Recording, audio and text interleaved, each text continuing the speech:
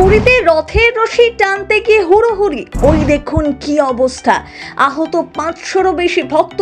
গুন্ডিচা মন্দিরে রথ যেতে 2.5 কিলোমিটার রাস্তা অতিক্রম করতে হয়, কিন্তু তার মাঝেই হয়ে গেল কেলেঙ্কারি কাণ্ড। কি ভুল হয়েছিল জানেন? প্রত্যেকবারই ধুমধাম করে রথ বেরোয়, কিন্তু এবারই এরকম কেন হলো? জগন্নাথ দেবের পাহান্ডি অনুষ্ঠান চলাকালীন গজপতি দিব্য সংঘদেবের প্রসাদের কাছে প্রচুর লোকের জমায়েত হয়েছিল। ভিড় সামলাতে হিমশিম খাচ্ছিল প্রশাসন। পুণ্যার্থীদের মধ্যে বিশৃঙ্খলা দেখা দেয়।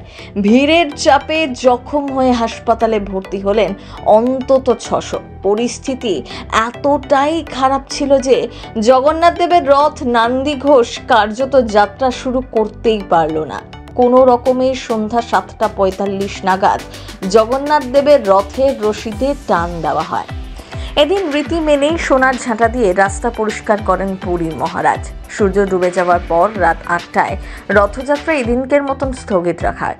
শনিবার ফের মাসির বাড়ি গুন্ডিচার উদ্দেশ্যে রওনা দেবে রথ। পুরী বিভিন্ন সংবাদ মাধ্যম সূত্রে জানা গিয়েছে, বলরামের রথ তালধ্বজ বালাগান্ডি চকের কাছে আটকে যায়। ওই রথে পিছনে থাকা দেবী সুভদ্রার রথ দর্পদলন পুরী শহরে থেমে যায়। সবার শেষে থাকা জগন্নাথ দেবের রথ স্রেফ প্রতীকী যাত্রা করে। প্রতি বছরের মতো এবারও লক্ষ লক্ষ মানুষ পুরীর রথযাত্রায় রথের দড়ি টানার জন্য জড়ো হয়েছিলেন। এদিন জগন্নাথ দেবের রথ পুরীর মন্দির থেকে 2.5 কিলোমিটার দূরে গুন্ডিচা মন্দিরে নিয়ে যাওয়া হয়। উৎসাহী ভক্তরা তালধ্বজ রথের দড়ি ধরতে ছুটে গেলে ভিড়ের কারণেই বিশৃঙ্খল পরিস্থিতির সৃষ্টি হয়, যার ফলে কয়েকশো মানুষ আহত হয়। গতবারের কথা মাথায় রেখে এবার আরও কড়া ব্যবস্থা নিয়েছিল প্রশাসন, কিন্তু তাও বিপদ এড়ানো গেল না। এই প্রথমবার কিন্তু নয়, প্রতিবারই এরকম ঘটনা লেগেই থাকে। গত বছর পুরীতে রথ থেকে নামার সময় বলরামের মূর্তি পড়ে বিপত্তি ঘটেছিল। গুন্ডিচা মন্দিরে রথ থেকে নামার সময় পড়ে যায় বলরামের মূর্তি।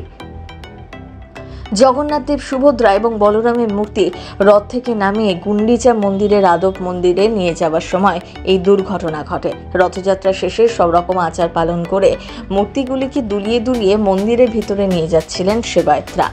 বলরামকে মন্দিরের ভিতরে নিয়ে যাওয়ার সময় অস্থায়ী মঞ্চের উপর থেকেই মূর্তিটি নিচে পড়ে যায়। নিচে অনেক সেবায়েত উপস্থিত ছিলেন, তাদের ওপর মূর্তিটি পড়েছিল। এই ঘটনায় আহতদের সাথে উদ্ধার করে স্থানীয় হাসপাতালে ভর্তি করানো হয়েছিল।